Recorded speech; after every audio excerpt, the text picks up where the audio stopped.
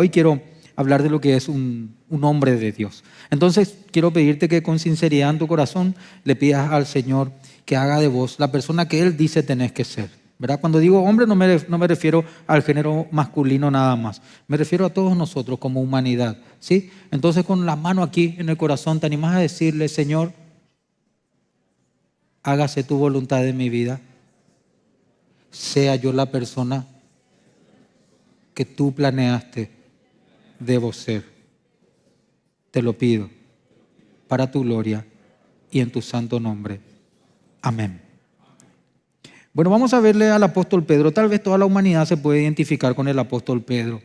Me encanta, estoy mirando un poquito todos los discípulos del Señor, pero hoy me voy a enfocar solamente en el apóstol Pedro y hablar un poco de él. Vemos ahí en él, ¿verdad?, lo que de repente todos vemos es como un atributo positivo, como un valor que pueda tener la persona, el ser entusiasta, ¿verdad? A nadie le gusta estar con una persona que es apática, que no quiere ir adelante, ¿verdad? El ser impulsivo, el ser un líder temperamental, alguien que transmite valentía, osadía, ¿verdad? Todo eso tenía el apóstol Pedro.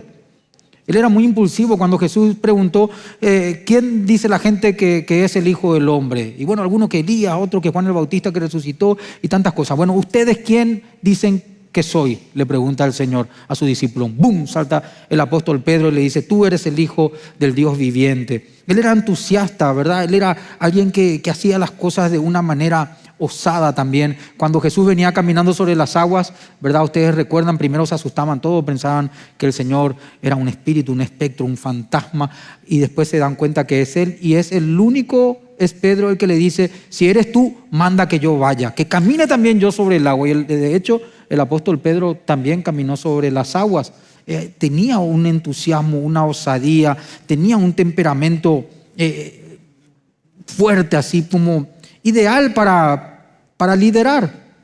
Él en un momento dado, cuando se dio la transfiguración, ya iba a dar una orden, ¿verdad? Hagamos una tienda. Imagínate a Jesús en su gloria. Por un momento dado corre la humanidad del Maestro, porque eso es lo que acontece. Ven su resplandor como una cortina así, porque Dios se hizo carne, ¿verdad? Esa carne, esa humanidad parece como que se corre así y lo contemplan Pedro, Juan y Jacobo en su gloria, y él le iba a dar una orden: vamos a hacer una enramada, o sea, vamos a hacer una tienda, uno para vos, otro para Elías, otro para Moisés, y aquí él iba a ordenar cómo se iba a desarrollar la historia ahí, en medio de la transfiguración. El apóstol Pedro tiene muchas características que en verdad son muy envidiables. Aún la gente como yo, que tenemos un temperamento de repente un poquito más retraído. Ustedes me ven nomás aquí a mí parado, pero en verdad, si yo me voy a dejar llevar por mi temperamento, yo me voy a quedar allá atrás, en el último lugar. Más o menos me tienen que decir: poner el sobre, voy a poner el sobre; quitar el sobre, voy a quitar el sobre. Así soy, pero ya al creer que el Señor me estaba llamando y mi oficio y comprender lo que demandaba, me forzó a poder desarrollarme en esas cuestiones que tiene que tener una persona que está delante de otros en un auditorio, ¿verdad? Es así de sencillo. En serio, no sé si me van a creer, pero cuando iba a volver a subirme hoy, volví a tener miedo y me arrodillé delante del Señor un ratito ahí mientras cantábamos y le dije que nunca me pase esto, que yo siempre tenga esto, porque me hace también orar y depender de Él. Porque también al mismo tiempo, aunque nadie sabe que me tiemblan las piernas, cuando expongo la palabra vienen los elogios, y que Dios me guarde de creerme que yo soy el que hace las cosas. El apóstol Pedro en ese sentido la tenía muy claro. Ustedes recuerdan cuando en el libro de los Hechos hay una persona que nació inválida, tenía 40 años pidiendo limosna ahí en la entrada del templo, y la famosa expresión no tengo oro ni plata, pero lo que tengo te doy. ¿Recuerdan? En el nombre de Jesús. Ellos tenían el nombre de Jesús: levántate. Y bueno, la señal fue muy grande. Ellos son llevados delante del Sanedrín, el mismo lugar que hacía ni siquiera 3 meses que habían de ahí sacado la sentencia para que el Maestro Jesús, el dueño de ese nombre, haya sido ejecutado, ¿verdad? Y ellos estaban allí delante de aquellas personas y ellos decían: no se maravillen que esta persona esté de pie delante de ustedes. Ese poder no está en nosotros, es por el nombre de Jesús que está ahí de pie. Y bueno, aquellos Aquellos no le pedían que dejen de hacer señales o milagros. El conflicto no era con la señal que se dio.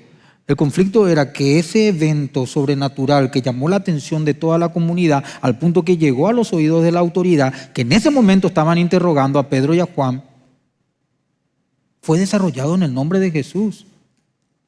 Ese era el conflicto. No era, mírenme al siervo de Dios Pedro, no era, acá está el discípulo amado Juan, no, era el nombre de Jesús. Y le querían prohibir predicar el nombre de Jesús y ellos dijeron valientemente, juzguen ustedes, hermanos, ¿qué conviene más? ¿Obedecer a Dios? Nombre sobre todo nombre. Obedecer a los hombres. Y entraron otra vez en ira, estaban en ese espíritu homicida. Jesús le dijo, ustedes tienen el espíritu de vuestro padre, no lo dijo así, pero es eso lo que está diciendo. Vuestro padre es Satanás, porque las obras de Satanás queréis hacer, queréis matarme, le decía Jesús a ese grupo de gente. Y entonces ahí sale Gamaliel y dice, ya murió un tal Judas, murió otro fulano que tenían sus seguidores, 400 y tantos el otro. Y una vez muertos, se disipó. Se disipó. Este Jesús que ellos dicen, murió. Obviamente ellos no creían en la resurrección. Pedro y Juan lo habían visto resucitado. Y habían perdido el temor a la muerte. Entonces Gamaliel le dice, déjenle que vayan. Porque si es una cuestión de los hombres, como pasó con los otros, se van a disipar, se van a dispersar. Pero si es de Dios, no se encuentren peleando contra Dios. Decían un poco conmigo, hay hombres de Dios. Varones y mujeres de Dios. Es importante que entendamos que está la gente de Dios y la gente que se opone a Dios. No, es que no es nomás de Dios. Porque el que nos junta, desparrama. Así de sencillo es. Hermanos, por amor a Cristo, por amor a ustedes mismos, por amor a aquel que dio su vida. No piensen que ustedes están en un lugar neutral. Cuando ustedes piensan que están en un lugar neutral, ustedes están en la línea del vómito de Dios. A tal punto es el llamado en esa advertencia que el Señor dice, ¿por qué no sos bien frío nomás ya? Te hubiese sido mejor frío nomás, que por tibio te vomitaré de mi boca. No hay nada más triste, en otras palabras, que haber estado tan cerca de la verdad y no haberle pertenecido a la verdad. ¿Verdad? Porque cuando dice, no dice que vomitó un riñón, no dice que vomitó un hígado, su pulmón. Haciendo la analogía, síganme por favor, que la Biblia misma permite que se haga en relación a los que somos de Dios, la iglesia, el cuerpo de Cristo. Fue probado y expulsado. No fue aprobado por Dios, porque pensó que existía un lugar neutral. O somos hombres, mujeres de Dios, o simplemente no lo somos. Pedro tenía aparentemente una valentía. Él tenía aparentemente una valentía, pero era una valentía terrenal, humana. Imagínate estar 3 años y tantos, 3 años y medio prácticamente con Jesús y andar todavía con un cuchillo acá, con una espada. ¿En serio? ¿En serio?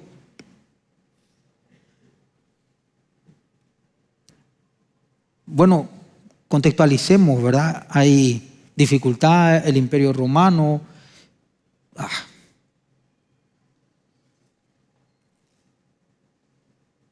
Pero lo que Jesús venía a enseñar no tenía nada que ver con los reinos de este mundo. Los hombres, las mujeres que son de Dios, viven para un reino que no es de este mundo. Si bien estamos aquí, No le pertenecemos a este lugar.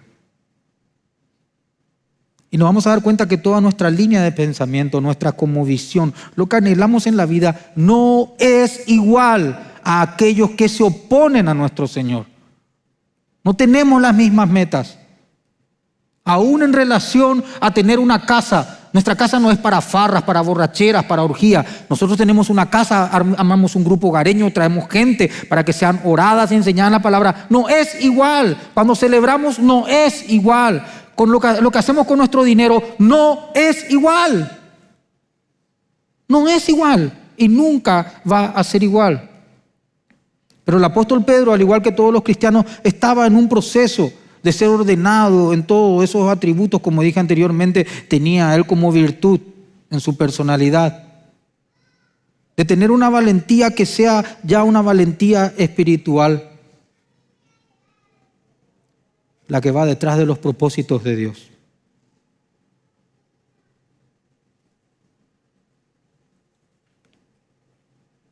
Repito, la valentía espiritual es aquella que te hace tomar decisiones,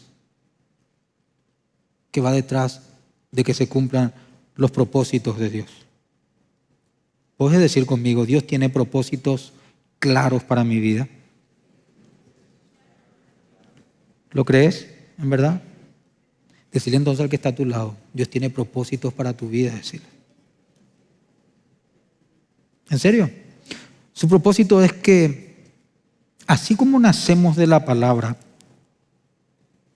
hermanos, no podemos separar la salvación de la gente de la verdad.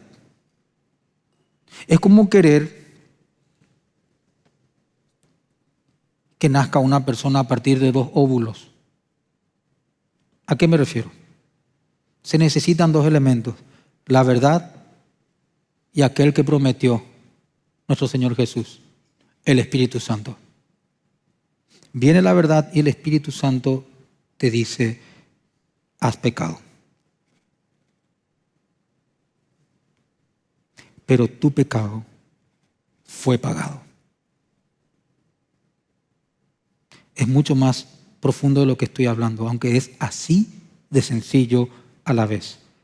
Todos hemos pecado y Dios envió a su unigénito al mundo para morir en la cruz y así pagar nuestros pecados. Y cuando eso uno cree, nace de nuevo y también es convencido de que tiene una valentía para que el enemigo retroceda de su vida y para que sea también esa persona una herramienta en favor de que otros conozcan la verdad. Nacemos de la palabra y del Espíritu Santo como si fuesen un óvulo y un esperma espiritual. Entonces, si nacemos de la palabra, déjenme hacer un poquito de broma, ¿verdad? ¿Conocen esa cachaca? Oye, Sorullo, el negrito es el único tuyo. ¿Conocen? Argeles, ¿verdad? Porque realmente es un contexto demasiado trágico.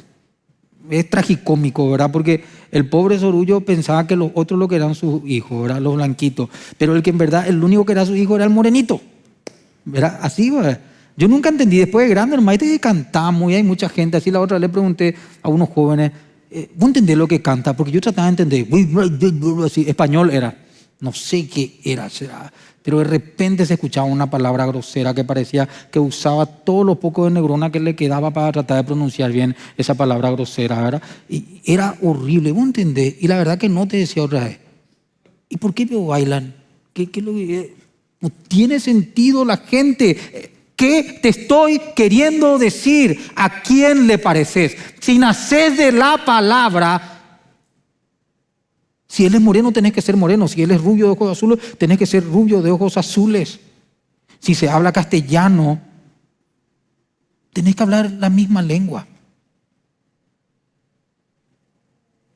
Pedro estaba siendo tocado por la verdad. La verdad se hizo hombre. Y estaba siendo ministrado por él para que su vida entre en los propósitos de Dios. Para que todas esas cualidades que Dios le había dado, porque Dios envía su sol sobre creyentes, incrédulos. Él envía su lluvia sobre aquellos que quieren la justicia y también sobre los que quieren la injusticia. Aunque sucedió un evento que yo creo que si es real, ahora me llegó, permítanme, si es que me estoy equivocando, permítanme pedirles perdón, pero en el incendio que se dio ahí en Los Ángeles, quiero que corroboren un poquitito y espero que tienen WhatsApp, me den, de que una casa no se quemó en medio de todas ellas, ¿verdad? Y que era justo la casa de un cristiano.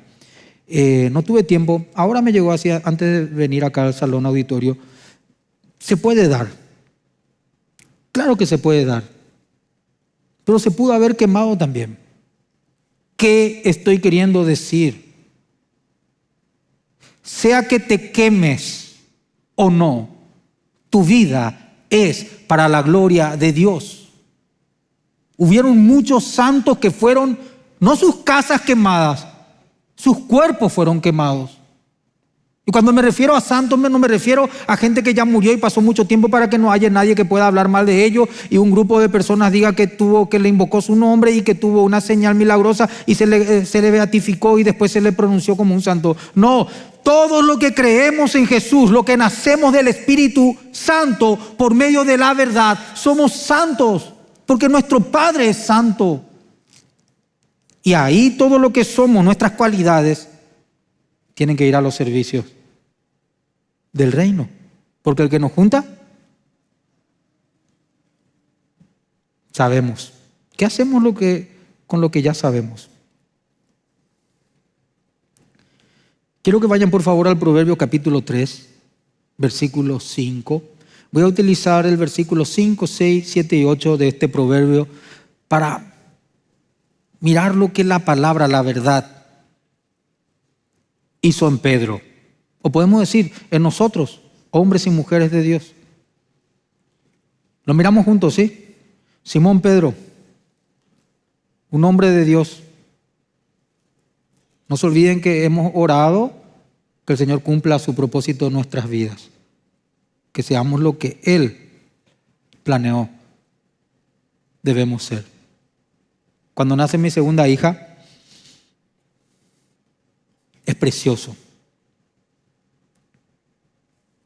Me voy junto a mi esposa, ya dijimos, llegó el momento, nos juntamos. Eso también es precioso, muy precioso de hecho, muy lindo, de gran valor y de estima. Pero es precioso lo que te quiero decir. Sentí, va a sonar místico, pero sentí verdaderamente que como que vida salió de mí. Y es literal. Recuerden, cuando Abraham diezmó también Leví, porque Leví estaba en sus lomos. Es palabra de Dios lo que te estoy hablando, ¿verdad? Abraham, Isaac, Jacob, sus 12 hijos, entre ellos Leví. Abraham hizo un evento espiritual que bendijo a su bisnieto. Y sentí que salió vida y yo pensé en su nombre, consagrada a Dios. Entonces, mi hija cuando le preguntaban cómo se llamaba, ella decía, yo me llamo Belleza Consagrada a Dios. Así ella se presentaba. En verdad su nombre es Rebeca Elizabeth. Rebeca significa belleza y Elizabeth consagrada a Dios. Le estoy dando un ejemplo nada más en medio de la vida de un ser humano tan simple como yo, como nosotros. Como cuando hay amor y orden, el Señor puede comunicar un poco de belleza. La palabra de Dios es la voz de tu Creador. Es el susurro de su amor para tu conciencia. Es agua limpia para tu alma. Es alimento para tus fuerzas. Es lo que somos. Si en verdad nacimos de nuevo. Si en verdad nacimos de esa simiente incorruptible, que es la palabra. Entonces el apóstol Pedro y vos y yo tenemos que encontrarnos en estos pasajes. Un hombre de Dios es un hombre que confía en Dios. Hay momentos donde vamos a tener miedo. ¿Verdad que sí? ¿Y qué necesitamos? Que nuestro Padre nos diga, no temas. Había miedo, yo le alzaba a mi hija, terminaba el miedo. Había un perro ahí, yo le alzaba. A ella no le importa que a mí me muerda, ¿verdad? Pero ella se sentía segura ahí en mis brazos, ¿verdad? Cambia todo. Cuando escucha la voz de papá, se siente segura. Así tiene que ser la vida de los hombres, de las mujeres de Dios. Confían en Dios. Proverbios 5, capítulo 3, versículo 5.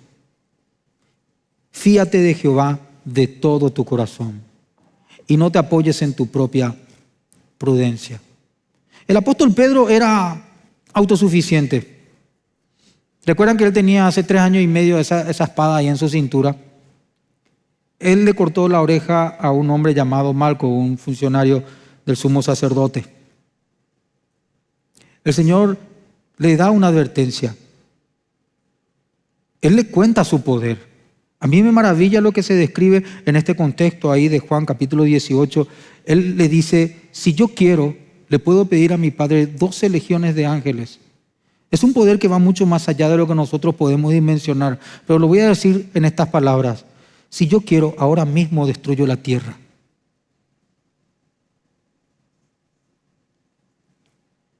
Guarda tu espada, Pedro.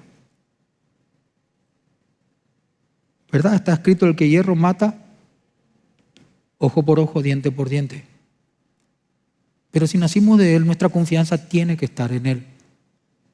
Que la policía ya no va a tener armas, los militares. Hermanos, estamos en el mundo. El apóstol Pablo dijo, si vos tenés una vida coherente, ¿por qué vas a tener miedo de la espada de la autoridad? Que teman los delincuentes.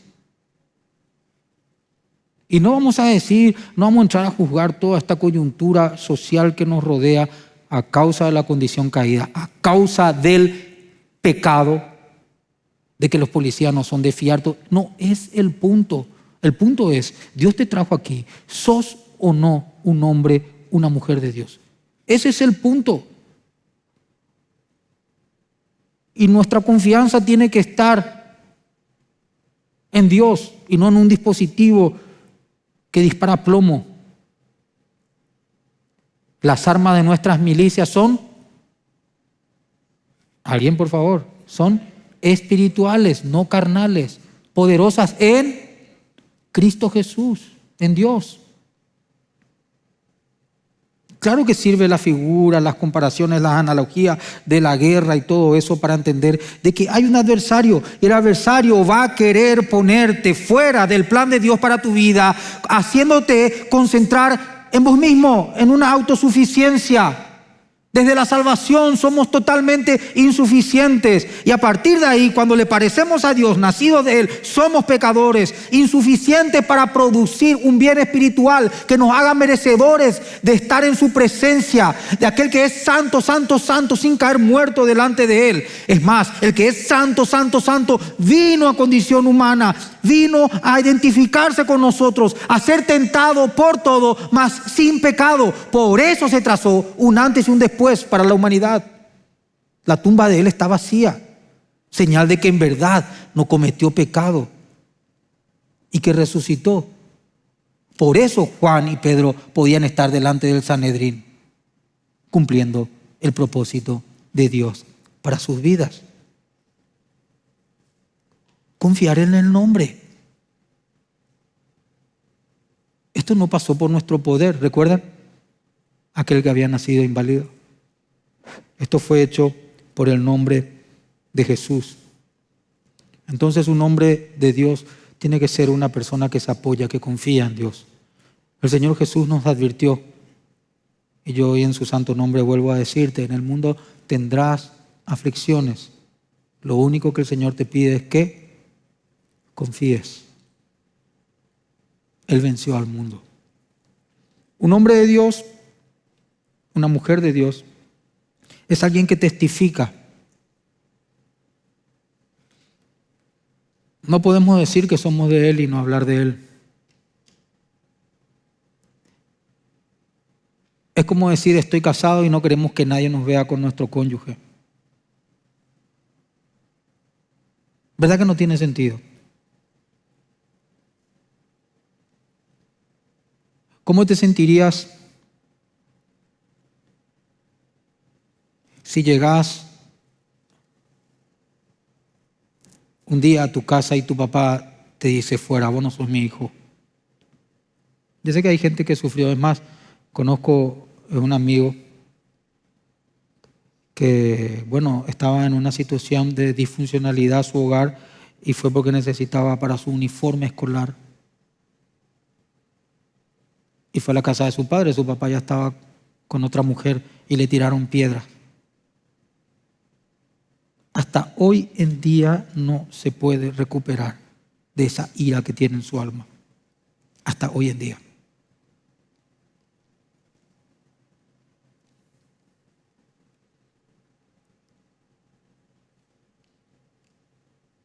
El único que podía tirar piedras de condenación,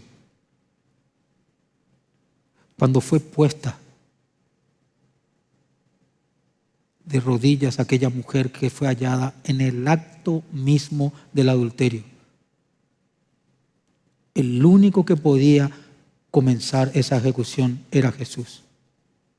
Nadie lo podía hacer.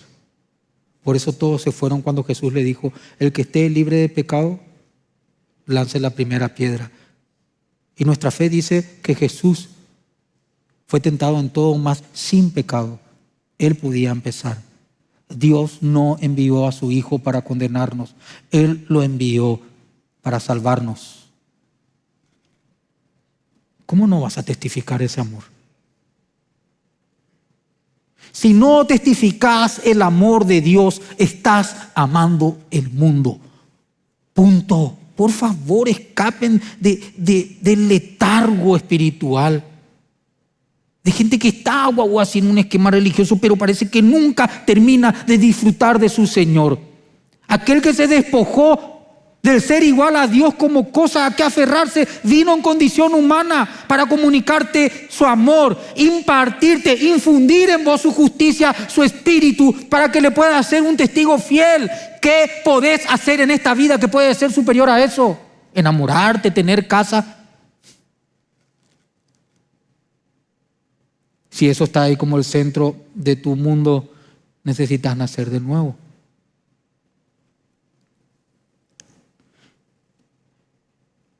El apóstol Pedro le vio en la transfiguración. Pero no vivió lo que dice el versículo 6 de... Están ahí en Proverbios capítulo 3, ¿verdad? El versículo 6. Reconócelo en todos tus caminos y Él enderezará tus veredas. Ustedes saben que en un momento dado Él le seguía, dice la Biblia, de lejos. De lejos. Entonces, ¿qué pasó? Llegó a hablar como ellos. De repente le aplicaste una aleluya. Vos hablas como, vos tenés ese tono galileo, igualito a los nazarenos hablas. No le conozco. Juro que no le conozco.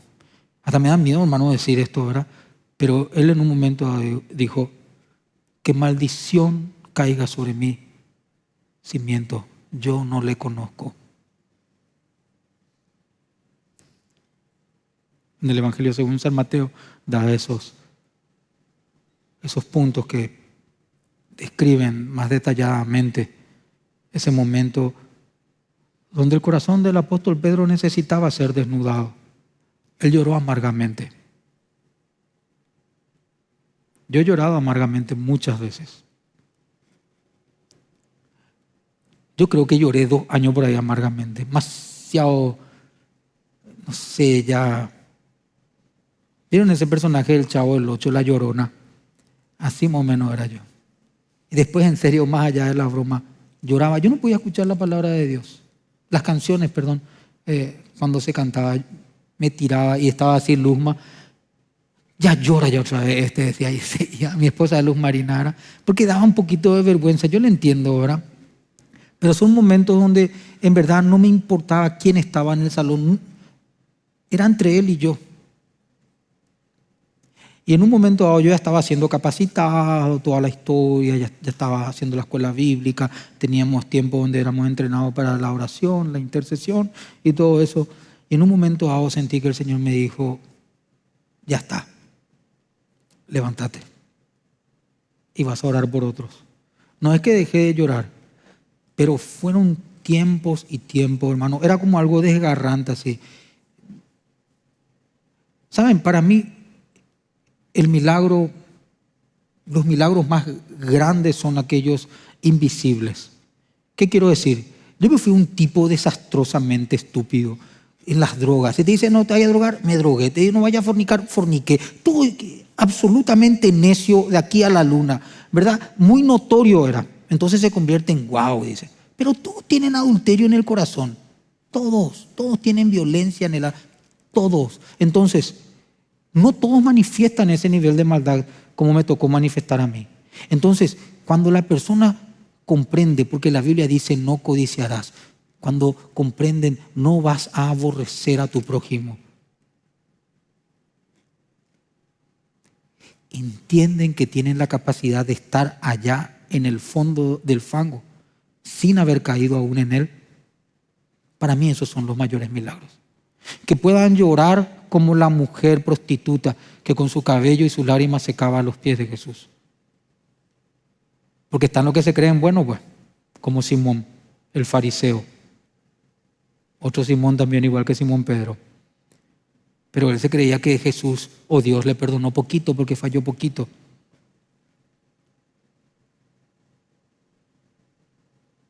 Ese es el peor error. Si vos le preguntas a alguien que no es salvo y le decís te vas a ir al cielo y te dice, o sea que no es salvo, obviamente te va a decir, no soy tan malo, yo no le hago mal a nadie, yo trato de hacer buenas obras, yo. Ese no es salvo y nunca va a poder acceder a la salvación. Es más, entre paréntesis, es una forma que le puedes predicar al musulmán o al judío. Si es sincero, ¿verdad? Todas estas leyes, más de 400, vos las cumplís todas las... No, imposible. Y al Islam, que tiene que hacer esto, todo lo otro. ¿Y puedes hacer? No. ¿Y cuál es tu expectativa? ¿Cuál es tu seguridad? Nuestra seguridad es Cristo. Por eso esa mujer lloró.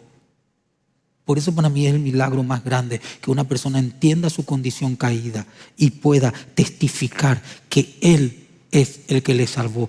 Ungió con aceite y dijo, va a haber memoria de lo que hizo esta mujer. Y hoy, 2000 años después, seguimos hablando de ella.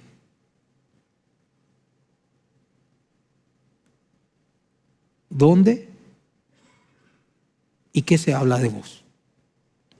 Estoy en un grupo así de ¿cómo se llama? De los alumnos, eso. Nunca me fui todavía. La última le dije, yo soy pastor, estoy ocupado así en estas cuestiones y todo. Ah, bueno, me pusieron, ¿verdad? Una vez tiré así un versiculito, no era un versiculito, un poquito de mi historia, ¿verdad? Y de religión no vamos a hablar, pero hablan de chupi, indirectas, de sexo, todo el tiempo es que los chistes sobre los cuernos. No hay nada más triste que sufrir una infidelidad, hermanos. Una ruptura familiar. Ellos testifican de quiénes son. Nosotros también lo tenemos que hacer. Si en verdad somos hombres y mujeres de Dios. Un hombre, una mujer de Dios es alguien que piensa bíblicamente. Versículo 7, siempre en Proverbios 3. No seas sabio en tu propia opinión. No haya querido formar tu propia opinión. Temele a Dios. Porque eso es lo único que va a hacer que tu opinión sea parte del mal. Si Dios dice, si Dios enseña que el más fuerte no es el que pega primero, ¿verdad? Porque ese es casi un versículo, ¿verdad? El que pega primero pega 2 veces. Si Él está diciendo que soportemos la afrenta, que seamos pacificadores, si su bendita palabra dice que vale más un hombre que controla sus impulsos que un general que conquistó una ciudad, un hombre de Dios sabe por dónde va a caminar. y va a poder entender qué es fortaleza. Porque si no vamos a entrar en toda esta filosofía humanista que contradice la revelación bíblica. La filosofía humanística es esta línea de pensamiento que centra el valor de la persona en la idea de satisfacerse a sí mismo. Por eso y cuando vos te vayas le enseñan a masturbarse, ya le enseñan hermano, es asqueroso. Ya no se van para aprender matemática, historia de nuestra nación, escribir sin faltas ortográficas, ¿verdad? No. Y nadie se escandaliza. Tenemos miedo de hablar. Hace falta hombres y mujeres de Dios. Esta filosofía humanista es la que dice que el ser humano tiene la capacidad de formar su vida, de darle forma a su vida, sin la necesidad de ningún Dios.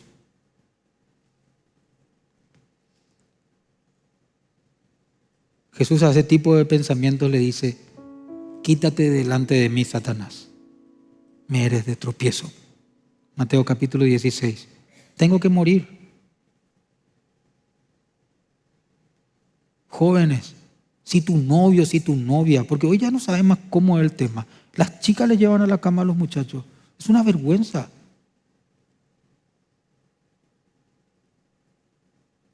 No puede soportar el impulso de su atracción hormonal. Te estás casando con alguien que es un gilet con mono. ¿Qué te dice que otras cosas va a poder aguantar? Pero tenemos nosotros nuestra propia idea. No, pero le amo, es buena persona. Y no hacemos ahí la idea, ¿verdad? Es borracho, no le respeta a sus padres, llega tarde al trabajo. No, pero él es bueno. Ahí en el fondo, ahí es su corazón, es bueno, ¿verdad? ¿Y cómo lo que puede ver ahí en el fondo, ¿verdad? Dios dice: engañoso es el corazón más que todas las cosas. ¿Querés tener lucidez? Pensá bíblicamente, hombre de Dios. Es desesperante cuando el adicto comienza a sufrir la abstinencia de las drogas. Solamente los que estuvimos en la droga entendemos lo que estoy hablando. Tiene que venir algo superior, o si no, no dejas. El adicto es una condición tan miserable.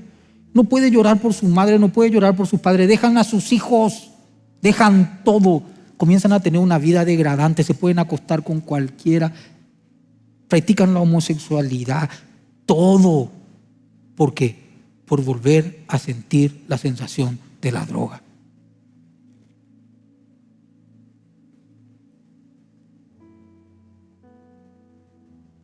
Vean las estadísticas. ¿Dónde están los índices más altos de las personas que son rescatadas? En los esquemas cristianos. Porque la gente está tan atrapada en su amargura, en su fracaso. Imagínense si Pedro se quedaba: me dijo Satanás, el Señor, ay, soy un... No. Le dijo: ubícate, tu mirada es solamente en las cosas de los hombres. La versión ahí de Mateo capítulo 16, versículo 23 de la versión de las Biblias de las Américas dice: no estás pensando las cosas de Dios. La Biblia Jubileo dice: no ves las cosas como Dios las ve. NTV dice: ves las cosas solamente desde el punto de vista humano. 1960 dice: porque no pones la mira en las cosas de Dios, sino en las cosas de los hombres. Solamente la Biblia, trayéndote el amor que el Espíritu Santo revela, que en Jesús nos fue dado, te libera de cualquier adicción, llámese pornografía, llámese lo que fuese. La libertad comienza así de sencillo. El hombre, la mujer de Dios dice: es malo, te amo, Señor, me seduce, lo aborrezco, pero quiero estar contigo. Y hay momentos donde duele, en la carne me refiero. Pero en el alma, en la mente, es una delicia saber de que se está haciendo lo correcto. Y aún después el cuerpo va aprendiendo a soltar su dopamina, a soltar todas esas hormonas de la sensación de alegría ya en las cosas que son justas. Yo ya no estoy pensando en las drogas, pero sí tengo que atender mi mente en relación a lo que es la parte moral sexual, porque soy un hombre que tengo una vida activa en ese sentido, porque estoy casado y me es lícito. Es más, es mi deber conyugal para con mi esposa. Tengo que atender de no mirar incorrectamente en mi teléfono, de no ser exageradamente amable en el entorno, porque yo quiero seguir testificando a mi Señor. Y lo hago en mi casa, a mi mujer, siéndole fiel a mis hijas, dándole un testimonio de honestidad, de sinceridad. El último versículo, el 8, dice: porque será medicina a tu cuerpo y refrigerio a tus huesos.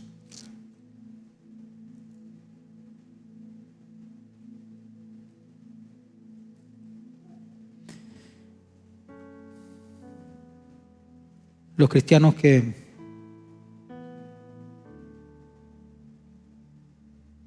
se sienten débiles, que están enfermos espiritualmente, son aquellos que participan del cuerpo y de la sangre de Cristo, de la cena del Señor, sin respetarlo, sin renunciar definitivamente al pecado. Hermano, hermana, hombre, mujer de Dios, ¿qué es esto en tu alma? El yugo de la esclavitud se pudrió.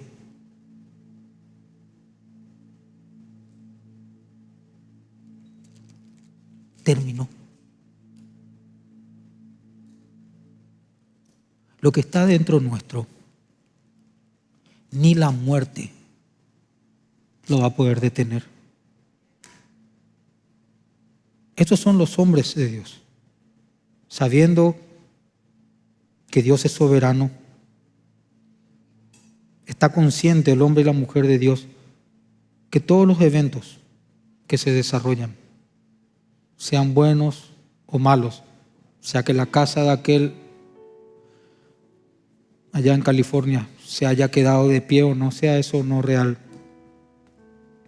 todo es para la gloria y está dentro de la soberanía de Dios. ¿Saben cómo son los hombres y mujeres de Dios? Son como Sadrach, Mesach y Abednego.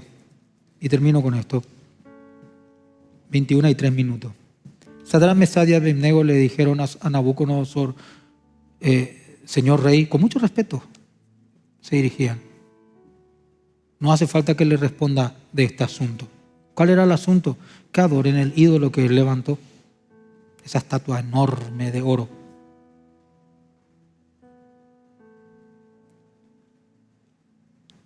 ¿Qué es lo que piensan de vos tus amigos? Ellos dijeron: ustedes nos conocen, saben que no vamos a adorar. Y nuestro Dios puede librarnos del horno de fuego. Pero tenés que saber esto, rey. Supongamos que no nos libre. No vamos a adorar el ídolo. Se enfureció.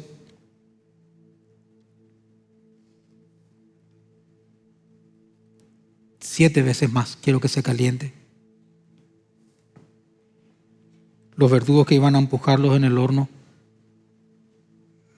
al acercarse al horno, murieron. Y Sadrach, Mesach y Abednego cayeron. ¿Y saben qué fue lo único que se quemó? La cuerda que les pusieron. Ni un pelo se les quemó. Y en un momento dado, Nabucodonosor estaba impresionado otra vez. ¿Por qué? No eran 3 lo que pusimos allí. Y yo veo un cuarto ahí. Jesús le preguntaba a Pedro: ¿me amas? La tercera vez Pedro le decía: Señor, tú sabes todas las cosas. Vos sabés quién te ama o no. Vos le podés decir sinceramente al Señor: yo te amo. ¿Y qué le dijo el Señor? Apacienta mis ovejas. Vive el propósito que pensé para vos. Hay alguien en este lugar que sabe, que entiende, porque el Espíritu Santo estuvo hablando a su corazón a través de estos pasajes, que no camina con Jesús, que sí iba a adorar a la imagen y no iba a estar dispuesto a arrojarse al horno de fuego. ¿Por qué? Tal vez no va a estar en esa situación así, ¿verdad? Pero cuando le presionan sus amigos, están cosas que no convienen. En aquello que aún la conciencia reprueba.